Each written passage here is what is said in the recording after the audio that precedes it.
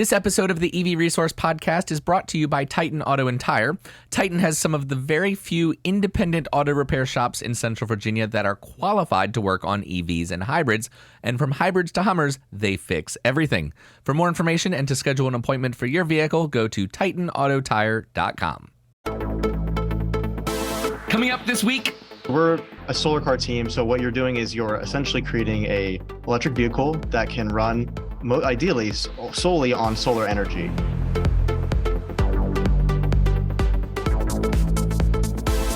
Well, hello, friends, and welcome to episode 158 of the EV Resource Podcast. I'm Zach Hurst, and each week I bring you the latest EV news, information, and interviews with industry experts. This week, I have an interview that I recorded back in the beginning of the year. I have Jack and Harry, two students out of over 50 that are a part of the SolarCar team at Virginia Tech. SolarCar at Virginia Tech is an undergraduate student design team that will design, build, and ideally race a solar-powered electric vehicle. It has been more than 2 decades since Virginia Tech had a SolarCar team, and the timing couldn't be more important now. As the automotive industry transitions to electric vehicles, we are going to need future engineers that are familiar not only with the electrical components, but also possibly incorporating solar into future EVs. I thoroughly enjoyed the conversation with Jack and Harry. I know you're going to as well, so let's dive right into it. Welcome, guys, to the EV Resource Podcast. I want to thank you for just taking a little bit to talk about your solar program and the vehicle and what you're excited about, because as you can tell, I'm super excited to hear all about it. So before we dive into details, I do want to give you guys a chance to introduce yourselves and talk about your role with the project and how that's going. So Jack, we'll start with you. So my name is Jack Michel. I'm the electrical lead here at SolarCar Virginia Tech. And some of my duties as electrical lead, I look over 3 main subsystems, which are battery, solar, and telemetry, just kind of overseeing that progress and how it all comes together for our car. Awesome. And Harry? Yeah, so my name is Harry Ruri. I'm the mechanical lead on SolarCar Virginia Tech. So kind of our team goal is to construct a vehicle that is efficient and safe, and then we're able to support all the electrical components such as the battery, the motor, and then integrate it into the mechanical parts and our chassis. So I will give you guys like a little overview on basically the team history and what our goal is here. So we're a solar racing team at Virginia Tech, and we're planning on participating in the FSGP Formula Sun Grand Prix this upcoming July. It's actually part of the American Solar Challenge. So American Solar Challenge is every 2 years. So that's like the cross-country trip that, you know, the race is going on. But the FSGP is more of that track race. So that happens every other year. So we want to take it onto the track first before we're able to tackle that on-road obstacles and all the craziness on the road and all that. Yes, well, that's certainly a logical starting point. So our goal is to build a vehicle that meets all the competition regulations. So we started this team actually last year around August. Ishan and Kurt, who was the ex-mechanical lead and our president, started the SolarCar team. And we had a SolarCar team back in the 80s at Virginia Tech, but there were no leftover blueprints or any resources for us to look into. So it's kind of like just carry on a legacy that it was there before, but put our own spin to it and then restarting the team. And now that, you know, the first year that we had, we're mainly just establishing the team structure, helping out to make sure that we can compete, and then contacting different departments at Virginia Tech, and also contacting competition regulators to make sure that everything is good and we're good to go. And Jack can go into a little more detail how that whole team structure was set up and what we did in the meantime in order for us to continue. You know, I'd also like to talk, I don't know if you've had or talked about solar cars in the past on your show, but just kind of defining like what that is and like kind of the competition and how it pertains to that. I don't know. It doesn't hurt to cover it, because while I had actually been out to the start of the American Solar Challenge, and so I learned a little bit and definitely had a few videos and included that and talked about it a little bit, but definitely it would have been a while ago. So to revisit that and just kind of explain to people exactly what we're talking about, isn't going to hurt. Yeah. Yeah. So we're a solar car team. So what you're doing is you're essentially creating a electric vehicle that can run ideally solely on solar energy. And the competition is trying to push the limits of that car to try to go as far as possible on one charge. So with improving technology and being able to get more power out of your solar array and store more energy in your lithium ion cells. So teams nowadays are trying to, as regulations change, to try to push technology forward. We are trying to design a solar car that can go that distance and try to push those limits. So I normally kind of don't dive in very technically on the podcast because I don't know who's listening and who isn't. But I'm going to make an exception because there are a lot of things that I want to know, and I'm a very technical person. So, let's dive in and really get specific about things. Just to kind of recap so far to make sure I'm on the same page with you guys, you're creating essentially from scratch a solar or a competitive solar car that you're planning on having in the FSGP first, and then going on to the on-road part of the American Solar Challenge, which is like 1,000 miles or so, and they typically have that in the Midwest. Yep.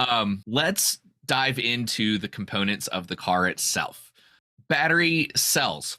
What kind of cells are you working with? How many? What's the pack size?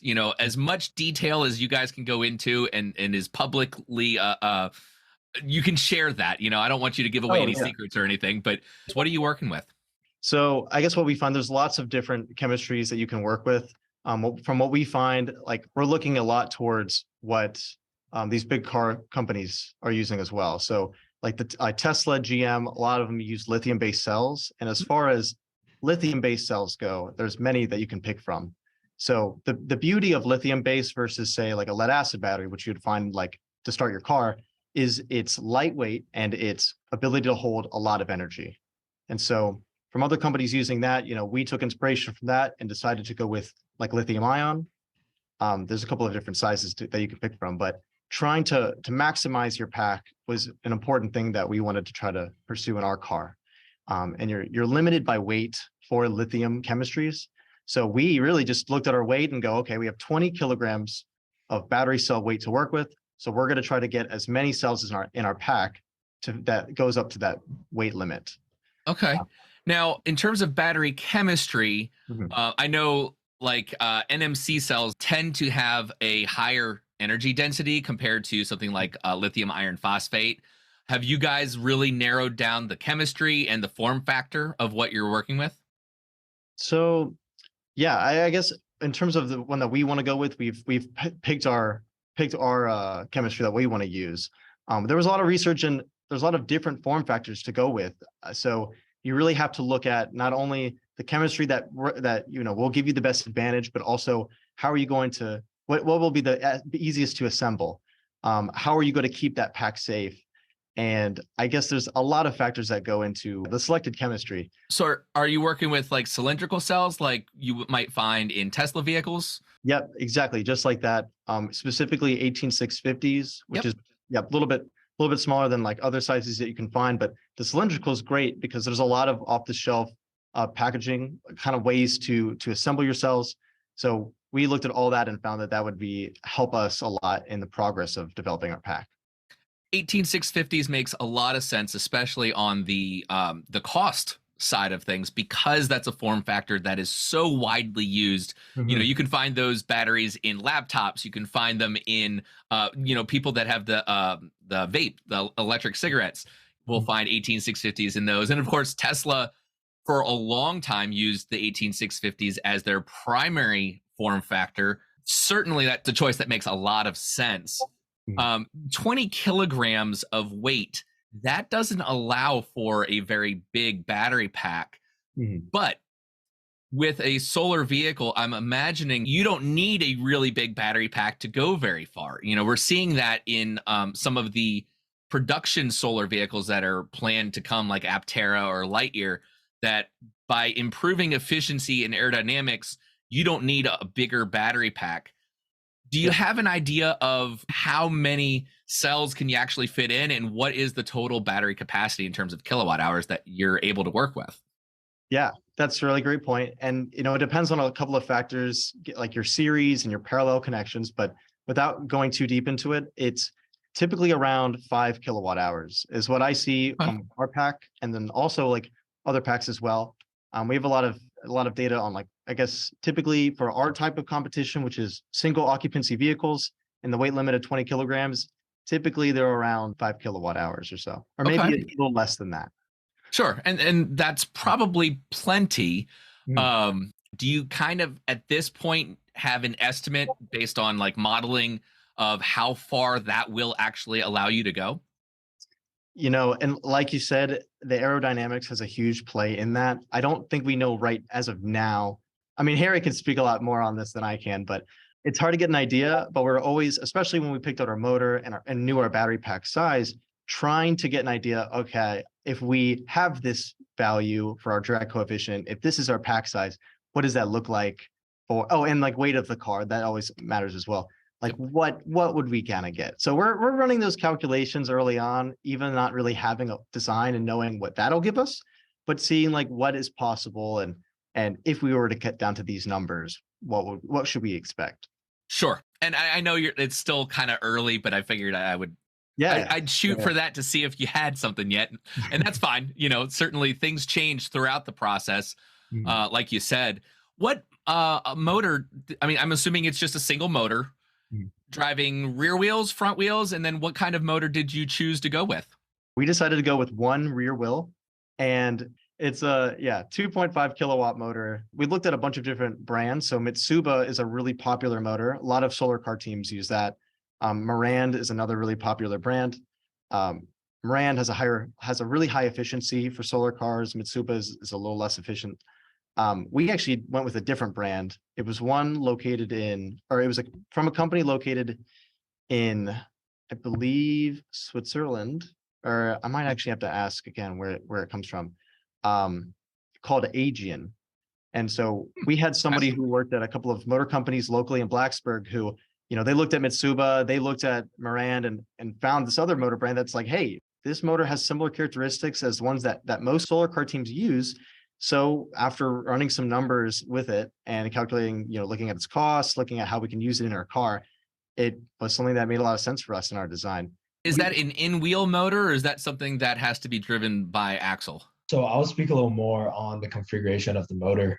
So it's going to our right side rear wheel. So it's an in-hub motor. Cool. So it's a direct drive with no axle. But one of our concern before was that actually, how are we going to balance the acceleration? Because it's only one wheel, and we have two wheels in the back. Of course, when you're accelerating, you're going to experience some type of difficulty at the steering wheel. So, after asking around other teams, they said that really that isn't an issue because SolarCar itself is not a very high acceleration vehicle in terms of the competition. It's more for endurance. So that's not really a concern. And also I guess, to kind of justify why we chose this specific motor, the thing is our vehicle isn't super heavy, and the design goal is to be aerodynamic. So that shouldn't be a major concern as well. So right now, we're still actively updating all of our vehicle weight estimation, but at the moment it's around 330 kilograms. So 330 kilograms is I think just a little bit less than 730 pounds. Okay. So you've got a very, very lightweight vehicle, which naturally to get it moving and keep it moving will not require a whole lot of energy, especially considering how aerodynamic it is going to be. Let's talk about the solar cells, because obviously that is probably maybe the most important part of a solar car. What kind of cells are you working with? And as much detail as you can go into in terms of the total wattage of your array, and what is the benefit of the type of cell that you chose versus maybe others that you might have looked at? Yeah, a lot of it came down to our regulations. So what we were allowed to use, there's a specific square footage that we're allowed to work with. So kind of the power density is a very important factor, and cost. Power density for its area is what I mean. SunPower is a really popular brand when it comes to solar solar racers, if you were to go to the ASC and talk to certain like solar car teams, they probably used E60 or C60. It's just a really popular cell that we see across multiple teams. We're going to potentially have a mix. We bought C60s we bought one type of cell and then ended up getting donations of the other type. So cool. our array so far could be a mix of both, or could be mostly ones that were donated to us that are already encapsulated, which kind of saves us some time. So the beauty of it is you can mix and match cells together as long as you kind of can balance their voltages and everything's in the specs needed to power your car. So you had mentioned that you're going to be SOV, single occupant vehicle. Is there a reason that you guys decided to go with that versus a multi-occupant vehicle? In our position, we're about a year and a half in from the club's beginning. We think that starting at an SOV will be a little bit of an easier leap than going straight to MOV. I guess that was always what the vision was for the club when we started, and just an easier entry point starting with the SOV. But the MOV competition is really cool. And I mean, you can actually have EV chargers for those cars that are built. Your pack size can be as big as you want it to be, which is really, it provides a unique challenge. And I definitely think in the future, if, we have a couple of solar cars in our future, then we'll eventually get to MOV. Sure. So maybe down the road, expanding the program and kind of looking at other alternatives, but the single occupant makes more sense in terms of gaining experience and probably cost as well. I would imagine that your limitations are greatest when you consider cost. So how is this program funded? I mean, I'm assuming that you guys have some sponsors, but are you allowing just anybody to be able to donate money to the program? How does that work? I guess the money can come from different places. So we've gotten donations from private companies. Sometimes we have a GoFundMe too, where people can donate. So individuals can donate. Our departments have also helped us in our funding journey a lot. So they'll pledge, like, we'll come to them with parts that we want to order, whether it's for senior design or SolarCar, and as long as we kind of make that pitch to them and how it'll benefit them, they'll give us money as well. So really, it's come from a lot of different places, and in making more progress with our car, it's helped a lot in our funding journey. But it can come from anywhere, pretty much. Cool. So naturally, the idea is to charge entirely from the sun. When I had visited with the ASC a couple of years ago, I noticed that they had tilted the entire car to optimize the angle to where the sun was. Is that something that is standard? Are you guys going to be doing that? Are you going to have a way to kind of position the car so that you get the biggest input, I guess, of energy from the sun? Or are there other things that you've thought about? So for us, our design is basically a top shell and a bottom shell. The top shell can completely come off.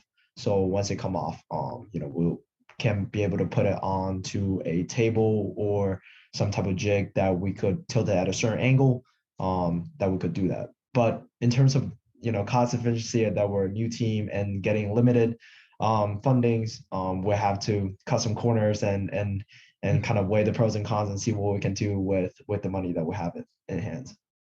Sure. So I'm curious, how expensive is a project like this? Like, when all is said and done, how much money is going to be needed to actually complete the car? Oh man, that's a great question. I wish I could tell you exactly how much this car is going to cost at the end of the day, but the budget is getting updated every day. So like maybe a week ago, we have an estimation that is $10,000 less than what we have right now.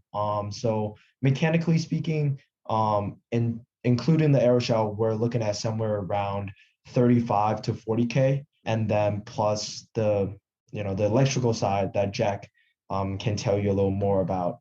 We set budgets. We try to evaluate every semester, like, okay, what's our new estimated budget? How much money have we spent? Keep tracking of all of those things.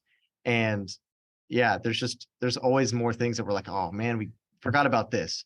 Or like we bought a lot of battery cells, but we didn't buy enough. So we'll actually potentially need to buy more battery cells.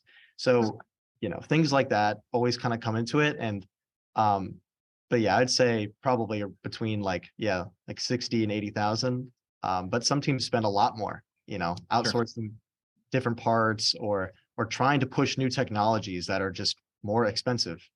I think solar cells is another area that I don't know if it's allowed anymore, but gallium based solar cells, I haven't done a whole lot of research myself. It's not allowed in the competition at least, but I think it was in the past, and those are like 40% efficient versus I think silicon based are typically around 25 or so. But I think gallium is a more toxic and more dangerous to work with. But other teams, will spend that money to get that efficiency, get more power out of it. So things like that can definitely drive up your cost. Absolutely. So are you guys outsourcing the build of that shell as opposed to doing it in-house? Yeah, so for our aeroshell manufacturing, so we actually got a couple quotes from different industry leaders and seeing that if we could use pre-preg and including like super efficient like carbon fiber materials that is going to minimize that drag. But the quote that we got back are pretty ridiculous. Usually somewhere range around 100 to 200K. And that's the amount of money that we don't have. And talking about aeroshell, there are a lot of teams out there that are so intensive on researching the new technologies that are coming out. This thing I saw in the World Solar Challenge that this team are using something called the shark skin. So it's like basically minimizing the drag to the point where like it's minimal. It's ridiculous. And that costs like a lot of money. I believe there is a full car breakdown of the cost of the Michigan car. So you could go up online and look that up, and they are ridiculously expensive. But that's why they won, right? A couple years back. So, and that's why they're still the leading team in the competition. But I think one day we'll get there. But in terms of our current goal, it's just to put in our first lap and make sure that we have something to set up that structure for a team to continue to grow. But yeah, for now we're going to manufacturing the aeroshell in-house, somewhere around 6 or 7K ish. We're going to make our own mold out of pink foam and some wood boards. And on top of that, we're going to use vacuum bagging and use fiberglass or carbon fiber, depends on which one we can get at the earliest convenience, and then manufacture in the house. But that's going to take a little time, take a little practice. But there are other teams. Huge shout out to the KU team that published their aeroshell design process, help us a lot in terms of manufacturing. So we'll definitely be super hands-on this semester trying to get that aeroshell manufactured. But it's going to be very exciting. I think it's going to be a steep learning curve, but once we get it, we'll produce it pretty efficiently. But I'm looking forward to that. Yeah. Yeah. No, that would definitely be a big step. Naturally. Absolutely. Yeah. You're not running a car without its shell, so for sure. Exactly. So I want to pivot away from talking about the vehicle itself and talk more about the program and really why it exists. What is the point of it? And I want to kind of tackle this in a couple different ways. What do you guys as students get from this? Because that obviously is very important, and certainly the school wouldn't be offering even the opportunity to have a project like this and to have a team without there being a significant, very obvious benefit for you all. But then I also want to talk about how does this impact maybe the future of the automotive industry? So let's start small, talking about students. What is it that you guys get from this, aside from work and actual experience with projects like this? Because that part's obvious, of course, but what is it that is really driving you guys to be a part of this? Well, at least for me, it's such a cool project. I'm studying electrical engineering, so energy and power electronics is what I like to get into. So yes, you're getting a lot of experience working on systems like this, and I know that'll help down the line when I'm trying to get a job and things like that. But the idea of a solar powered car was just so cool to me. And being able to address all the energy and power problems that go along with it was for me what made me want to be a part of this project and learn from it. So a lot of what I'm learning as far as like building a battery pack goes and the power electronics that are involved, so stepping up and down voltages and things like that, has huge educational value to me. And it is a lot of fun too, being able to get my hands dirty, building those things and seeing what goes wrong and things like that. And I think I could speak for most electrical team.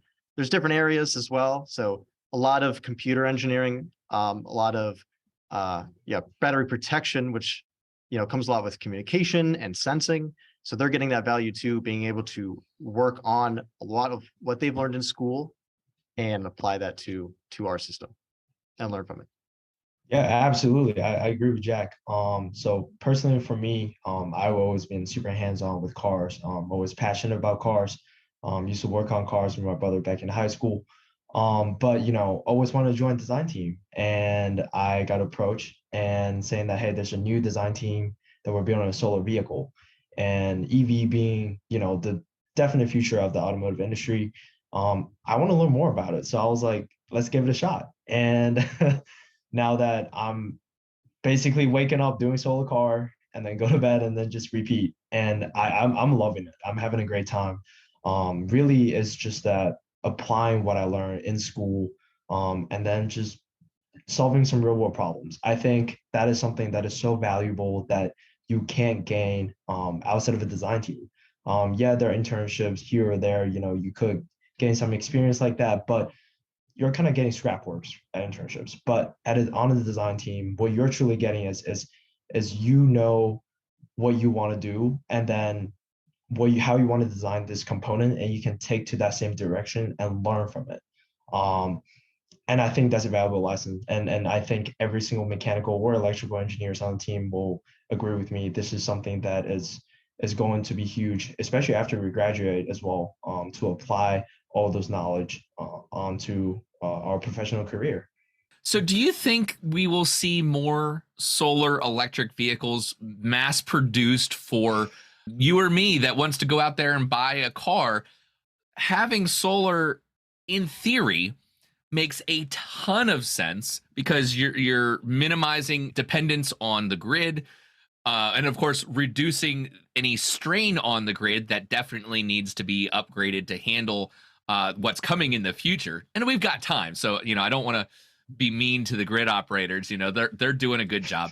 But should we expect to see solar integrated into more cars in the future? Is that something that you guys, maybe your opinion's biased, I know mine is, but do you think we're going to see more of that? And if so, what kind of timeline do you estimate that we might see that?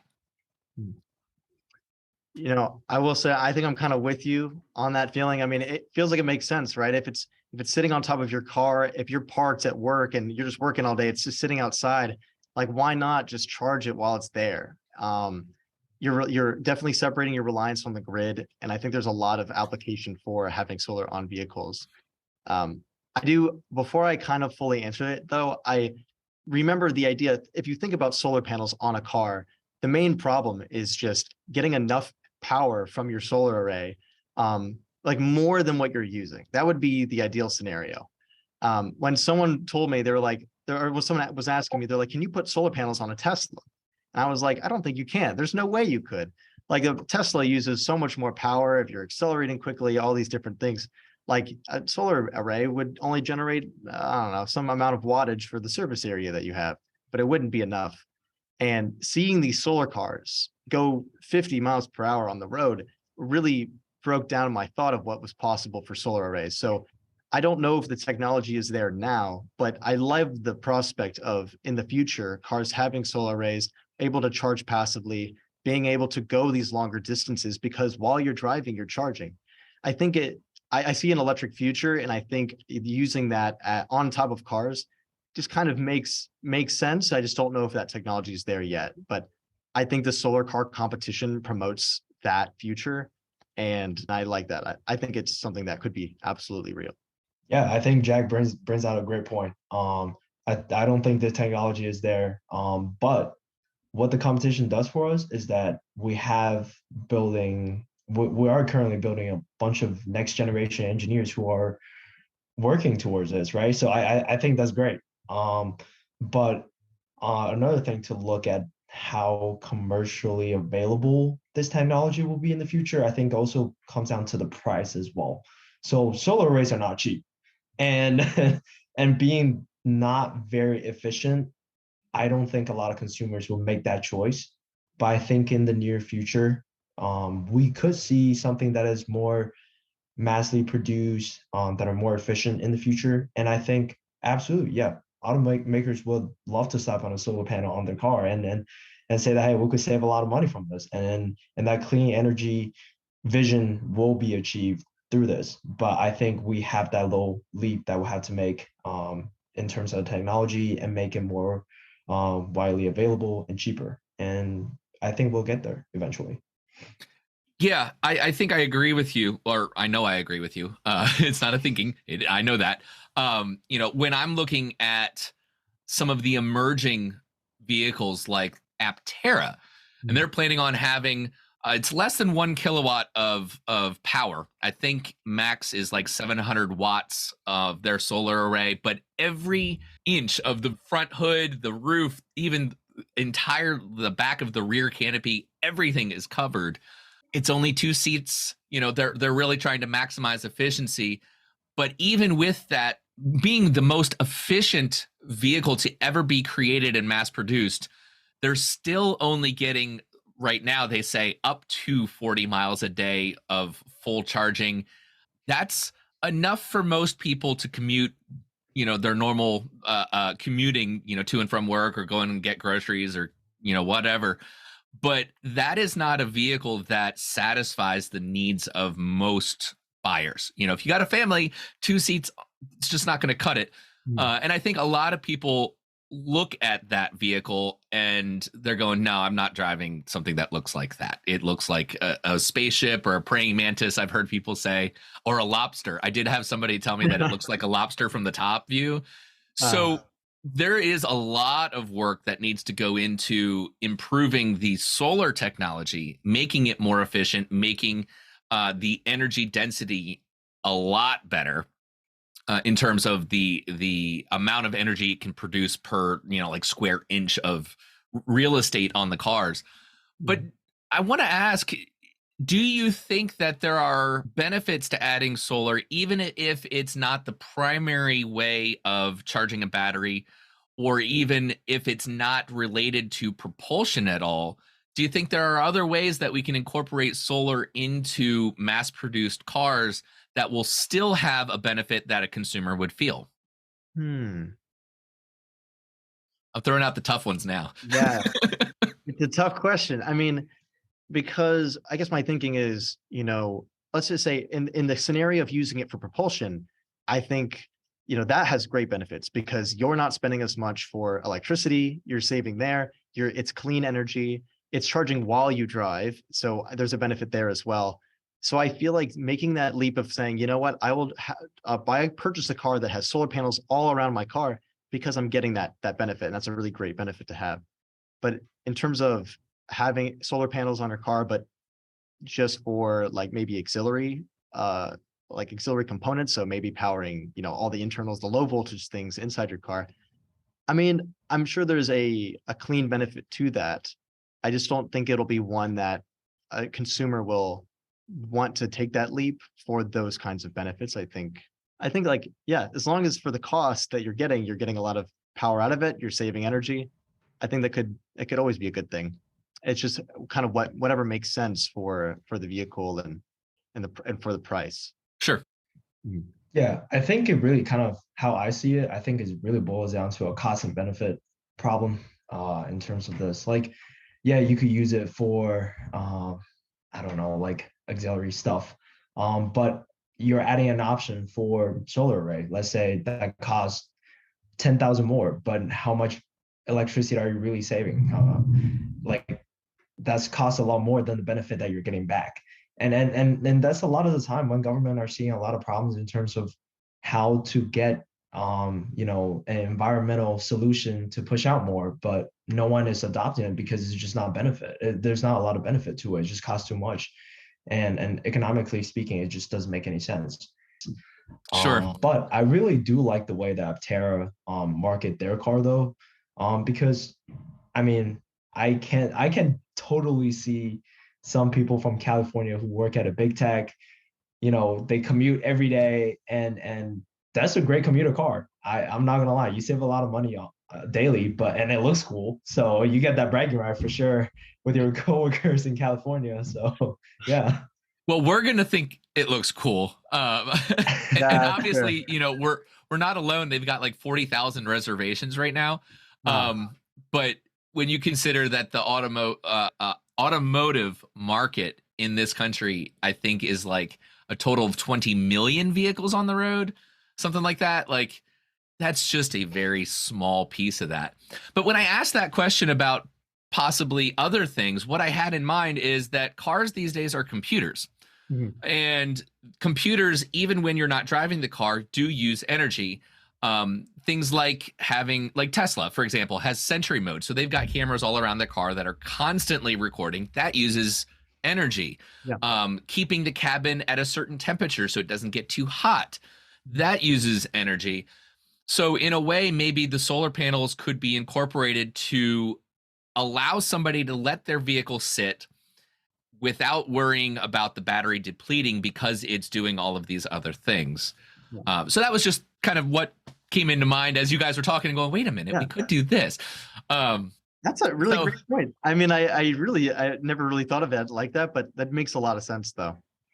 Yeah, just to kind of isolate when you're not driving the energy usage so that even if you had it plugged into the wall to charge the battery, well, now you don't necessarily need the energy from the grid to keep other things operational.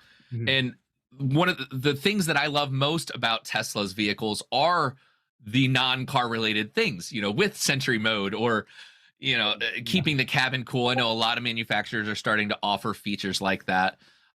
So just a thought, I guess.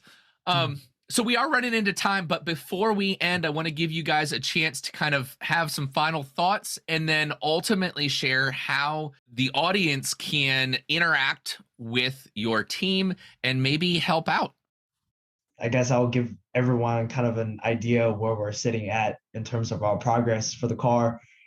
So we are actually started building a lot of components right now, just waiting on the chassis to come in within the next 2 months or so.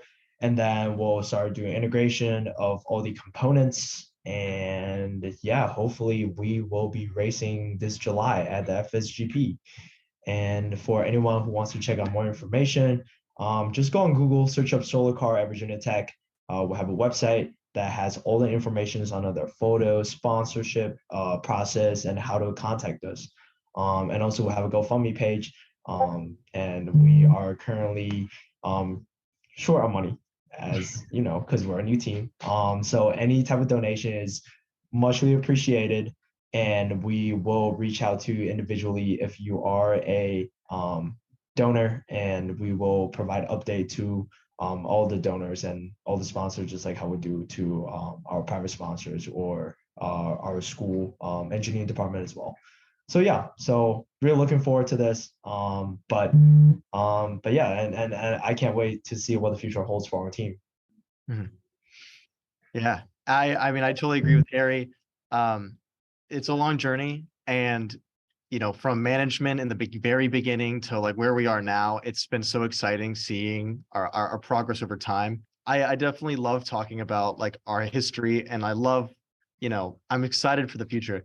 One thing I'd like to notice or point out though is, there are a lot of teams out there. Like you went to the American Solar Challenge a year or two ago, and we're definitely in a unique situation in that we're very new, and this is the first year for us that we're starting ordering our parts. We've already designed a lot of our parts. We're ordering them now and building our first prototype for the summer. And it is the goal to race. It's a bit of a stretch of a goal, but we really are working hard to do that. And so it's been exciting seeing that journey. And so I think following this podcast, seeing this episode and what we've been able to talk about today, I think it'll be a cool perspective because you'll get to see, okay, from the beginning of a solar car, how can it turn out, and what are some of the things that these teams go through. If anyone wants to follow that progress going forwards, we have a newsletter that you can find on our website. Like Harry said, also our social media, it's just SolarCar _ Virginia Tech or VT. I actually just be VT. I'll put it up on the screen. Okay, cool. Yeah. And you can also find all of our socials on our website. Our website's really a one-stop shop for everything: sponsorship, following on social media, and seeing some of our progress and the members and all of our our breakdown of sub teams. I definitely want to thank you guys for starting this project and being involved with it, especially for a team here in Virginia. I think that's really important to show that, this isn't some foreign concept, that runs across Australia, or even something that here in the States is happening elsewhere. This is happening right here in Virginia. And I think there's a lot of value to that for not only the school, but also for the future of the engineers that we're going to be having designing the vehicles that we're going to drive. Yeah, absolutely. It was an absolute pleasure to actually talk to you guys and learn about the car and the progress that you're making. I am really, really excited to see how this goes. And of course, I'm rooting for you. Thank you. Thank you. All right, so I want to thank you all for watching and listening to this episode. What Virginia Tech is doing, and honestly, all the teams that are a part of the American Solar Challenge, what they are doing with this technology is really showcasing what is possible.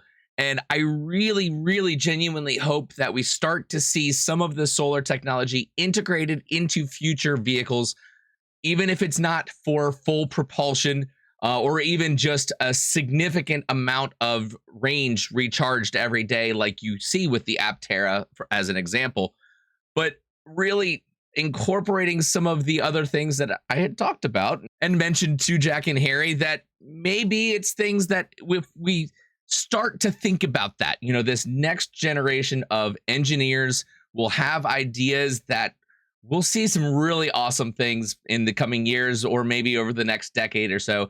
That would be really great. So that's what I'm looking forward to. And one of the reasons why I wanted to have them on the podcast to share about their experience from a perspective that, they're college students. They haven't been working in the industry for 20 or 30 years. So their perspective on things is going to be much more fresh than talking with somebody else as well. And of course, I'm always looking to talk with more people, regardless of experience level, because it gives different perspectives. And I believe that having the variety is definitely going to be of benefit for all of you. So before we end this episode, as always, I want to thank the very generous Patreon supporters that choose to support EV Resource. At the director tier, that is the top tier currently, we have Rajeev Narayan, Andy Cooper, and Ethan B. Then at the executive producer tier is Christopher Lawrence. And because this is the first episode published in the month, this is now July 1st, actually. Then we also have Alan Michael, Bruce Gallant, and Charles Hall. So thank you very much to those gentlemen, as well as everybody else that supports on Patreon that might not be on a dedicated tier. All of the support is very, very appreciated. And honestly, I can't thank you guys enough for that. Aside from that, there are a number of other ways that you can support EV Resource. I have a shop section on the webpage, as well as I partner with affiliate connections and advertising partners, naturally. So if you go to ev-resource.com/deals, you can find a full listing of everything on there, from my referral code for the Aptera, if you are interested in ordering one of those, all the way to the OMU lithium batteries, which are way better than your lead acid starter batteries for your 12-volt auxiliary systems in your car. These are the best performing batteries out there, and they're going to last a lot longer, and really, they're just not going to let you down. Awesome. I definitely recommend those. Check out everything else. There's coupon codes, discounts. It's really the best way to support EV Resource if you choose not to directly through Patreon. So if you're going to buy these things anyway, why not buy through the links? And then that will just help support all of my efforts and pay for things like hosting fees and different software that I use for video editing and the like.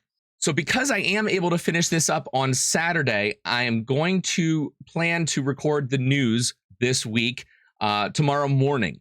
So I'm going to put the question of the week, the EV resource hotline, and all of that at the end of that episode. So that'll be episode 159. So look forward to that. Also the newsletter is going to be published tomorrow, and the magazine, which of course was the May/June magazine, is late, which it's kind of beyond apologizing at this point. It's not laziness. It's just that was not the top priority over the last couple months. I am planning on working on that. Naturally, with July 4th, I'm going to have a little bit more time off from my regular job. And so it will be late, but I am going to get it done within the next couple of days and out for everybody that is subscribed. If you want to subscribe to the newsletter and the magazine, go through, it's actually a page through Beehive. I have the link in the show notes, so you can just click right on that, subscribe to that, and then you'll get in your email inbox delivered every single week the newsletter, and then every other month, either late or on time, the magazine. Now, I am featuring the Cadillac Lyric in the magazine for this issue. So I had a few days with it. I put together my thoughts in a review, trying to be as unbiased as possible, trying to take a neutral position and consider looking at the way the Lyric would be used from a few different angles. It has a lot that I really liked. It has some things that I think they could change and improve.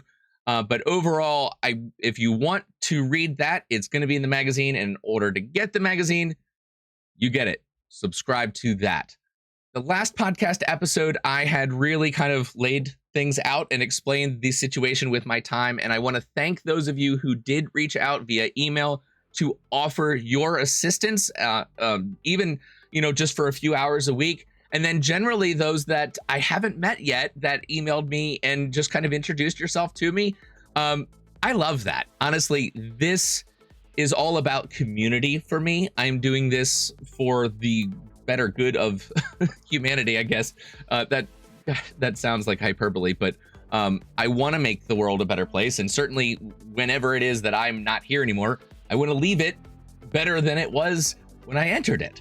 But I really, really enjoy the community and the family, essentially, that is being built here, the EV Resource family. So if you still haven't and you want to introduce yourself, the email inbox is always open. hello@ev-resource.com.